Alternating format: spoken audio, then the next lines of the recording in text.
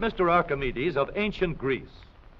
Long ago, Archis said, "Give me a lever long enough, and I can move the world." What Archimedes meant was that the power of a lever is practically unlimited. Today, almost everyone uses some form of lever in his daily work. The familiar can opener is a lever with a sharp cutting edge. The playground seesaw is just a simple lever, too. It takes a lot of force to start a freight car moving, yet the railroad man can start the heaviest freight cars easily with a pinch bar, a powerful lever which turns the wheel. Tough luck, old boy. Here's a place where a lever comes in mighty handy. Let's take the simplest kind of lever, a rigid bar working on a fixed support called a fulcrum. One end of this lever is twice as long as the other. Let's put a 10-pound weight on this end, and now we'll put half as much weight on this end. 5 pounds, balance 10. If we have 25 pounds to lift, we just use a longer lever. The 5 pounds will now balance 5 times as much. Let's raise the lever in the air, change its shape a little, and we have a crank. Or we can add a second lever and have a double crank. Now the short arm moves 1/4 the distance, but we get 4 times the force. If we want continuous motion, we need more arms. Now we have levers that turn. The larger paddle wheel makes fewer turns, but it delivers more force. A paddle wheel is nothing but a never-ending series of levers. We can make the wheels stronger and lessen friction where the wheels touch each other by rounding off the edges and shaping them into teeth that will slide in and out smoothly. Now, the power flows smoothly and continuously through spinning leverage of gear wheels. Gears are made in many kinds and many sizes. Little gears, big gears, worm gears, bevel gears, and even lopsided gears. Over 100 million gears are spinning over the roads in the transmissions of our automobiles. The transmission is located right at the bottom of the gear shift lever. Let's start from scratch and put together a model of the gears that we shift in our motor car. The shaft on the left comes from the engine. The shaft on the right carries the power back to the rear wheels. To connect these two with gears, we'll need another shaft, known as a counter shaft. These two gears carry the power from the engine shaft to the counter shaft and are always connected or in mesh. This gear on the drive shaft going to the wheels is free to turn around the shaft. We'll put it in mesh with another gear on the counter shaft. These gears are always in mesh and keep turning while the engine is running. To switch from one set of gears to another, our transmission needs a short shaft like this, known as a clutch sleeve. It cannot turn on the drive shaft, but it is free to slide back and forth.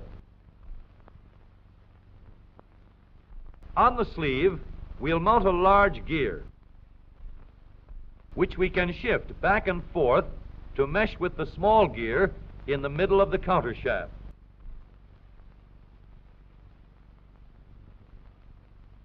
We are now in neutral.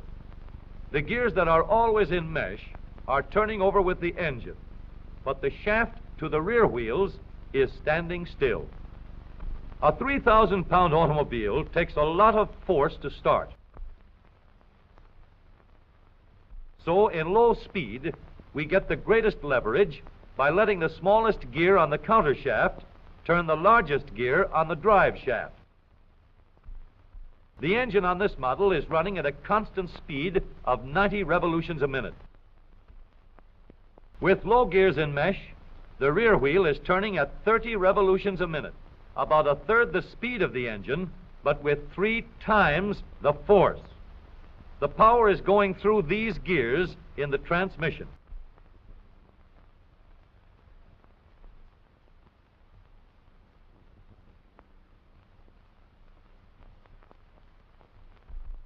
After we've started the car rolling, we want fast pickup. So we shift into second by sliding the sleeve backward to mesh with this gear on the shaft to the rear wheels. The wheel is now turning at 60 revolutions a minute, and the power flows through these gears.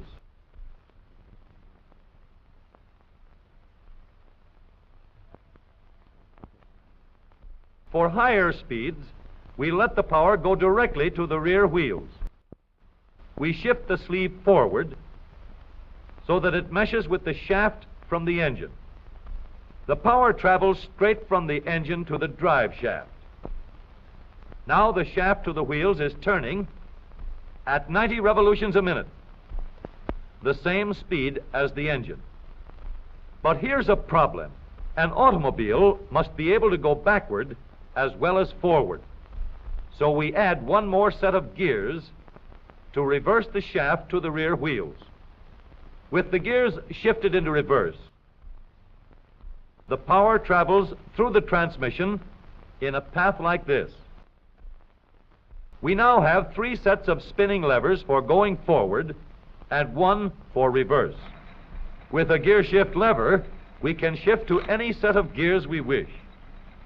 But with all these spinning levers in the transmission came noise and wear.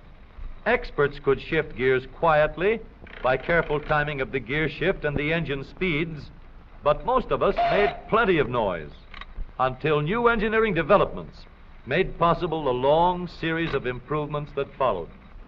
When we shifted gears, we got a clash because the gears were not running at the same speed. In other words, not synchronized. So engineers set to work to develop a synchronizer. The synchronizer works like a cork twisted into the top of a bottle. The cork will turn until it is so tight that the bottle turns with it. Synchromesh works the same way. When we shift into second or high, the synchronizer brings the gears to the same speed before they come together. The drums won't let the gears shift unless they are turning at the same speed.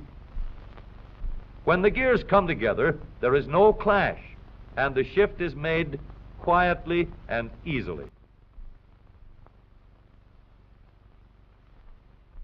In the transmission of the up-to-date automobile, we have a powerful low gear to give us a strong spinning leverage in starting. A fast-turning motor must set the weight of the car in motion.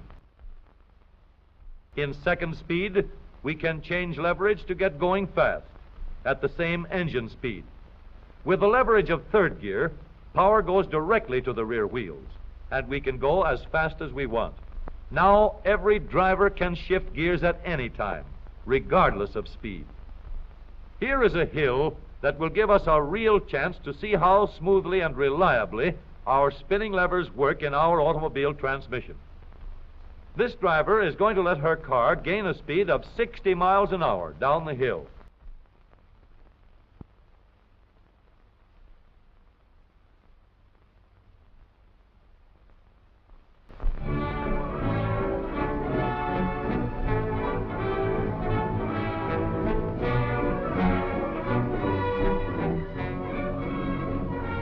Then she will shift into second speed and bring her car easily and safely under control before it reaches the bottom of the hill.